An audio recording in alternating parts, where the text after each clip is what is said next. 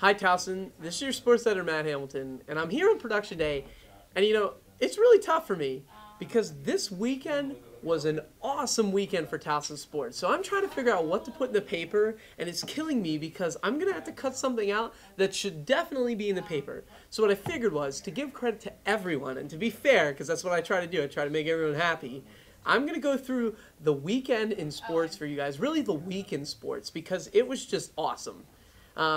I guess we'll start with softball. Softball, Missy McCormick threw another gem. She's had 3 straight complete game shutouts, which for you non-softball fans means she threw 3 straight shutouts and ended the game and started the game at the same time. That probably makes no sense to you, but it was really good. Softball swept College of Charleston, so 3 straight wins. Softball's trending in the right direction. Then you got lacrosse. Lacrosse is very interesting.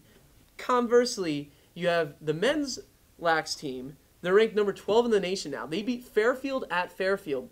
Fairfield was ranked number 20 in the country, and they beat them at their own place. They're now undefeated in conference play and have a chance to host the CAA tournament, which would be really big for Towson lacrosse. Then you have women's lacrosse. Women's lacrosse suffered a tough loss. Women's lacrosse was playing Hofstra. They went to double overtime, tied 7-7, and Andy Raymond went in, scored the winning goal. But here's the catch on this one. Hofstra coach Shannon Smith called a stick check, which means that you have to have your stick present after the goal was scored. And since, Towson scored a good goal, they all go cheer together because that's what normal teams do. I'm very angry at this rule if you can't tell. But, yeah, so they called it stick check. They couldn't find any Raymond stick, which means the goal didn't count, which means Hofstra went down, scored, and won the game. That's just how momentum works. So, not sure what the NCAA is thinking with that rule. That just doesn't seem to make much sense to me. But heartbreaking loss nonetheless for women's lacrosse. Then you have women's golf. Women's golf, you have Larissa Spice shot a 71, which is the second best single round score in the history of the program over the weekend. And it moved Towson single-handedly from 11th place in their tournament to 9th place in their tournament. So, I mean, scores all around, and the first place score in program history happened earlier this season, Christy Younger. So women's golf trending upward. Then you got baseball.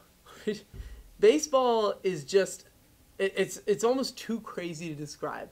Towson baseball was playing Hofstra. They took a 16-3 lead. 16-3.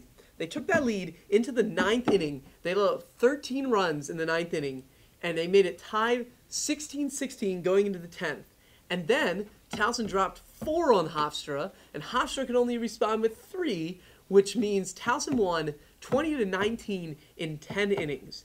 That is amazing, and that will probably be in our paper. So you can tell why I'm a little stressed out. There are things going on in Towson Sports, and it's exciting, and I'm not even sure if all of them will be in the paper. So I'm sorry for teams that think they should get recognition. You may not, because there's so many good things going on. But check our website because it'll all be on there. And I think this is end of rant. But really, what I'm trying to say is it was a rockin' weekend for Towson Sports. So this is your really excited sports editor, Matt Hamilton. I hope you keep watching Towson Sports.